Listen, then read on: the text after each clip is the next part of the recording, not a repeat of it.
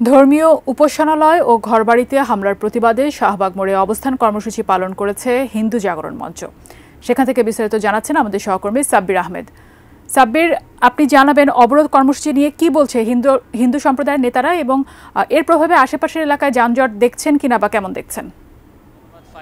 এই মুহূর্তে আমরা রয়েছি রাজধানীর শাহবাগ মোড় এলাকায় এবং এখানে সনাতন ধর্মাবলম্বীরা আপনারা জানেন গেল 5 আগস্ট থেকে এ পর্যন্ত সনাতন ধর্মাবলম্বীদের উপরে বিভিন্ন জায়গায় যে হামলার ঘটনা ঘটেছে সেই হামলার ঘটনার যেন দ্রুত বিচার নিশ্চিত হয় এবং হিন্দু সম্প্রদায়ের উপরে যতগুলো হামলা এ পর্যন্ত সংগঠিত হয়েছে সেজন্য পৃথক একটি ট্রাইব্যুনাল গঠন করে সেই ট্রাইব্যুনালের আন্ডারে এর দ্রুত বিচার নিশ্চিত করা এবং যারা ক্ষতিগ্রস্ত হয়েছে তাদের ক্ষতিপূরণ দেয়া এবং তাদের পুনর্বাসন ব্যবস্থা লোক সহ মোট 8 দফা দাবিতে তারা দাবি জানিয়ে আসছিল এবং আজকে তারা পুনরায় আবারও এখানে অবস্থান নিয়েছে এবং শাহবাগ এবং আশপাশের যে সড়ক রয়েছে এই সড়কে এই মুহূর্তে তারা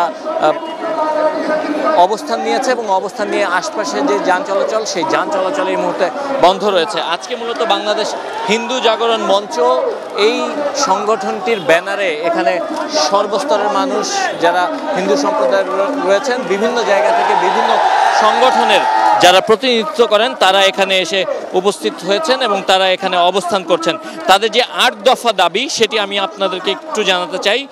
তারা যেটি বলছেন যে সংখ্যালঘু নির্যাতনের যে বিচার সেই বিচার নিশ্চিত করার জন্য দ্রুত বিচার আলাদা একটি বিচার ট্রাইব্যুনাল গঠন করার জন্য তারা দাবি জানিয়েছেন।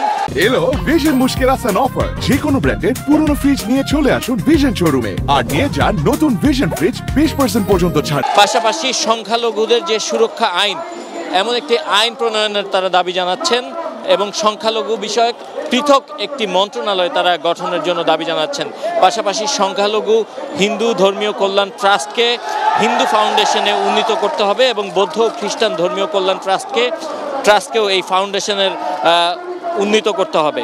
পাশাপাশি দেবোত্তর সম্পত্তি অর্থাৎ হিন্দু যে সম্পত্তিগুলো রয়েছে এই সম্পত্তি পুনরুদ্ধার এবং সংরক্ষণের জন্য আইন প্রণয়ন করতে হবে এবং অর্পিত সম্পত্তি প্রত্যর্পণ যে আইন রয়েছে তার যথাযথ ব্যবস্থা গ্রহণ করতে হবে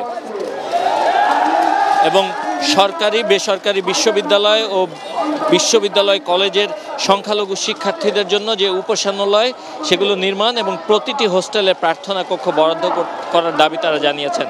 সংস্কৃত পালি শিক্ষা বোর্ড আধুনিকায়ন করার তারা দাবি জানিয়েছেন। শারদীয় দুর্গাপূজায় 5 দিন ছুটি দিতে হবে এবং পাশাপাশি প্রতিটি সংখ্যালঘু সম্প্রদায়কে প্রধান ধর্মীয় উৎসবের প্রয়োজনীয় ছুটি প্রদান করতে হবে এবং তারা যে দাবি জানিয়েছেন এই দাবির পক্ষে এই মুহূর্তে তারা তাদের কর্মসূচি ঘোষণা করছেন এবং আমরা যেটি দেখতে পাচ্ছি যে তারা বেশ কিছু ঘোষণা দিচ্ছেন এবং আলটিমেটাম দিচ্ছেন, যে সেই আলটিমেটামগুলো আমরা একটু শোনাতে চাই। আমরা তাদের পক্ষ থেকে কিছু ঘোষণা আসছে, এই ঘোষণাটা আমরা একটু শোনাতে চাই আপনার দর্শকদের মাধ্যমে। চট্টগ্রাম, ময়মনসিংহ, রংপুর, দিনাজপুর সহ যে 45টি জেলায় সাম্প্রদায়িক হামলা হয়েছে তার বিচার বিভাগীয় তদন্ত করতে হবে।